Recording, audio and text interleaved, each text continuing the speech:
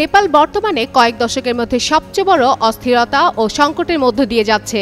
সামাজিক যোগাযোগ মাধ্যমে নিষেধাজ্ঞার প্রতিবাদে জেনজির নেতৃত্বে শুরু হওয়া শান্তিপূর্ণ আন্দোলন হঠাৎ করেই সহিংস রূপ ধারণ করেছে। গত সোমবার ও মঙ্গলবার রাজধানীর কাঠমান্ডুর রাজপথে চলে ভাঙচুর, অগ্নিসংযোগ, লুটপাট ও সংঘর্ষ। ছাত্র জনতার চাপের মুখে পড়ে অবশেষে পদত্যাগ করে দেশ ছাড়তে বাধ্য হয় দেশটির প্রধানমন্ত্রী সহ বেশ কিছু নেতাকর্মীরা। শহরে চেনা চিত্র পাল্টে গিয়ে আতঙ্ক ও সহিংসতা ছড়িয়ে পড়ে জনজীবনে। রাজপথে যদিও সেনাবাহিনী টহল চলছে, কিন্তু পরিস্থিতি এখনো পুরোপুরি নিয়ন্ত্রণে আসেনি। ছড়িয়ে ছিটিয়ে চলছে বিক্ষিপ্ত সংঘর্ষ।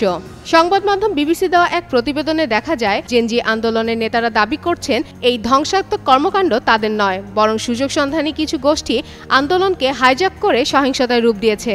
তাদের দাবি, স্বচ্ছ, বিশ্বাসযোগ্য ও দুর্নীতিমুক্ত সরকার গঠন, শান্তিপূর্ণ নাগরিক আন্দোলনের মাধ্যমে প্রতিবাদ জানানো।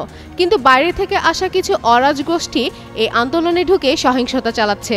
এরই মধ্যে সহিংসতায় জড়িত সন্দেহে বেশ কয়েকজনকে গ্রেফতারও করেছে আইনশৃঙ্খলা বাহিনী। সেনাবাহিনীর পক্ষ থেকে জানানো হয়েছে, আন্দোলনের আড়ালে কেউ লুটপাট, ভাঙচুর বা সাধারণ মানুষের উপর হামলা চালালে কঠোর ব্যবস্থা নেওয়া হবে।